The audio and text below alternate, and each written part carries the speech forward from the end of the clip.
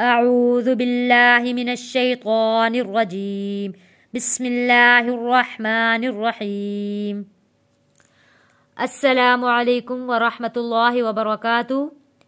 آج کا سبق تختی نمبر 11 مشق سکون کی اگلی لائنز پڑھیں گے۔ سبق شروع کرنے سے پہلے میں اپنے دیکھنے والے تمام ناظرین سے کہنا چاہتی ہوں، جن لوگوں نے میرے چینل کو ابھی تک سبسکرائب نہیں کیا، میرے چینل کو سبسکرائب کریں، لائک کریں، آگے شیئر بھی ضرور کریں اور بیل آئیکن کے بٹن کو پریس بھی ضرور کریں۔ شیئر کرنے سے یہ فائدہ ہوگا کہ جو لوگ پڑھنے کے شوقین ہیں یا جن لوگوں کو اچھا تجوید کے ساتھ پڑھنا ہے، تلفظ کے ساتھ پڑھنا ہے، وہ اس سبق سے اچھا سبق پڑھ پائیں گے، اچھا سیکھ پائیں گے، اور اس کے ساتھ ساتھ آپ لوگوں کو بھی اس کا ثواب ملتا جائے گا۔ سبق شروع کرتے ہیں۔ واو زبر وا، وا کھینچنا نہیں ہے، زبر ہے، واو زبر وا۔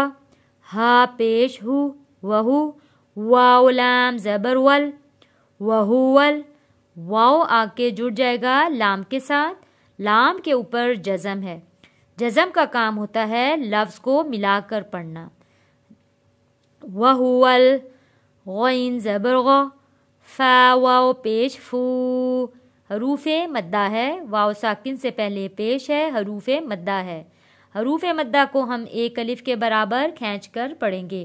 فو، غفو، را لام پیش رل، غفورل۔ غین موٹا پڑھے جانے والا لفظ غ، غفورل۔ واو زبر وا، دال واو پیش دو، دو، حروف مدہ ہے۔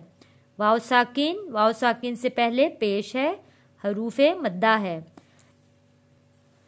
حروف مدہ کو ایک الف کے برابر کھینچ کر پڑھتے ہیں۔ دو، ودو، دال پیش دو، ودودو، وہو الغفور الودود۔ اگلا لفظ دیکھیں، ذال ہے، بہت نرمی کے ساتھ پڑھے جانے والا لفظ ذال، ذال کے اوپر پیش۔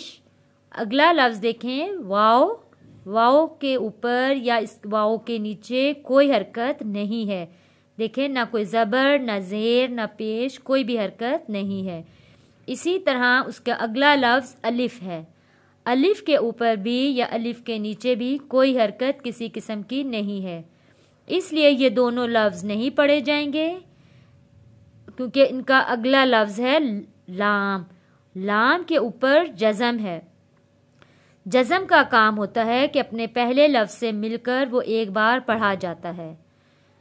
ذال لام پیش ذل، عین را زبر عر، عر، عین کی آواز آپ نے بہت اچھے سے نکالنی ہے۔ تھوڑی سی مشکل ہوتی ہے عین کی آواز نکال کر پڑھنے کی، تو اس لیے تھوڑی سی آپ کو محنت کرنی پڑے گی۔ عین را زبر عر، ذل عر، شین لام زیر شل، شین جڑ جائے گا لام کے ساتھ، شل، ذل عر شل۔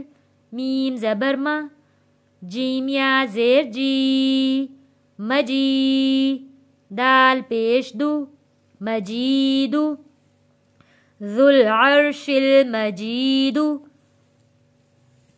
جی جو ہے یہ جیم یا زیر جی، یہ حروف مدہ ہے، اس لیے ہم اس کو کھینچ کر پڑھ رہے ہیں۔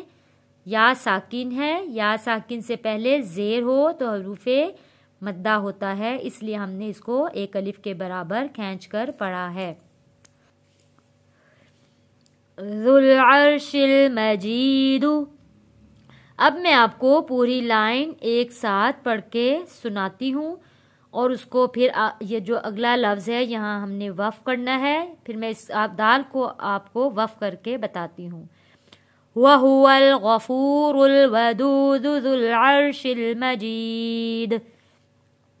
دال پہ جب ہم نے وقف کیا تھا تو یہ دال حروف قلقلہ بن گیا۔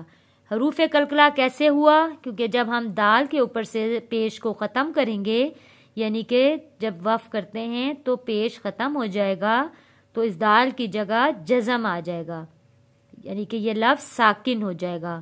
تو جب ہم اس کو وقف کریں گے تو یہ حروف قلقلہ بن جائے گا مجید وَهُوَ الْغَفُورُ الْوَدُودُ ذُو الْعَرْشِ الْمَجِيدُ۔ ایک بات کا دھیان اور رکھنا ہے کہ جب ہم لفظ ملا کے پڑھ رہے ہیں تو یہ یہاں پہ دال پہ آ کے اس دال کو آپ لوگوں نے کھینچ کر نہیں پڑھنا۔